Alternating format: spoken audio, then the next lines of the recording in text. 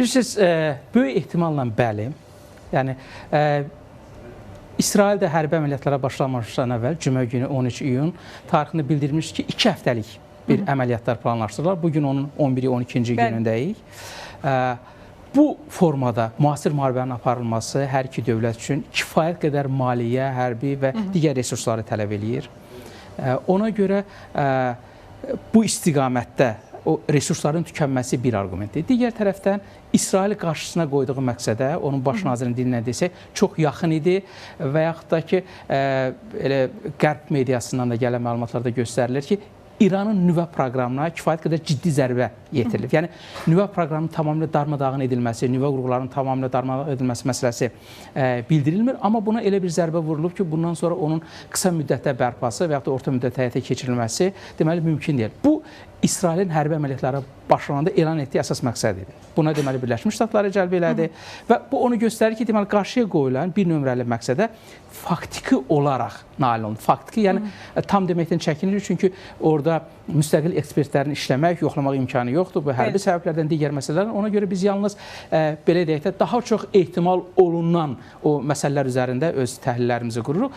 Üçüncü bir məsələ isə Birləşmiş Ştatlar prezidentinin bu məsələdə doğrudan da qısa müddətdə sülh əldə etmək arzusu. Çünki Trump hakimiyyətə gələndə də bütün dünyaya o sülh mesajından gəlmişdi. Hazırda baş verənlər onun o konsepsiyasının tam əleyhinədir. Yəni, biz gördük ki, elə hərbi əməliyyatların gedişində də, başlanmasında da Trumpın bir fərqli strategiyası ön plandaydı. Düzdür, sonra bunun böyük bir o strategiyanın tərkib hissəsi olduğu bildirilsə də, hər bir halda bugün də yenə Birləşmiş Ştatların iştirakı və razılığı olmadan regionda uzun müddətli sülh və yaxud ümumiyyətlə sülh mümkün deyil. Hazırda elan olunan isə müvəqqəti atəşkəsi 12 saatlıq, sonra 24 saatdan sonra onun uzun müddətli atəşkəsi və bundan sonra davamlı olması istiqamətində çağırışlar var. Araqçının Moskvada bir neçə saat əvvəl deməli yayımlanmış məlumatı da maraq doğurur ki, yəni biz əgər qarşı tərəf dayandırarsa hazırıq. Bəli. Bu eyni məsələ deməli İsraildən də gəlməsi onu göstərir ki, tərəflər qətiyyətlidir. Amma bir məsələni vurğulamaq istəyirəm ki, bu hərbi əməliyyatların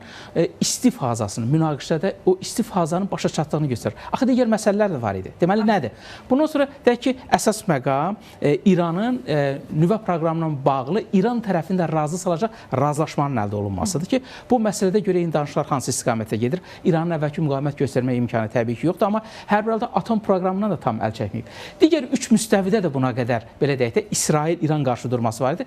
Bunlardan birincisi proksi qüvvələrlə aparılan əməliyyatlar idi. Şərhlərin başında gəlir. Bəli, bu proksi qüvvələr düzdür, əvvəlki gücünü qat-qat itirib. Deyək ki, Hezbollah da, Hamas da, o əvvəlki Husilər və yaxud da ki, Suriyadakı əvvəlki rejim yoxdur, amma müəyyən kiçik qüvvələr qalır.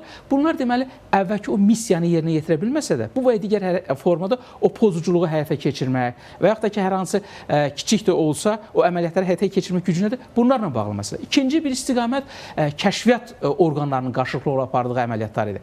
Bilirsiniz, o böyük əməliyyata qədər də ayrı-ayrı nüvə fiziklərinin İranda aradan çıxarılması, deyək ki, və yaxud da hansı məxfi sənədlərin ələ keçirilməsi, bu da o münaqişənin bu müstəvidə davam edir. Üçüncü bir və bunun hər ikisinə yol açan o ritorik, siyasi cəhbədə olan məsələdir. Məsələn, İranın düzdür, o rəsmi doktrina kimi mən onu tapıb oxuya bilmədim, amma böyük sahədə ekspertlər də geniş şəkildə bildirirlər ki, bu orada yer alıb ki, İsraili bir dövlət kimi düz tanımamağı var rəsmi şəkildə, amma Siyonist rejiminin məhv edilməsi və s.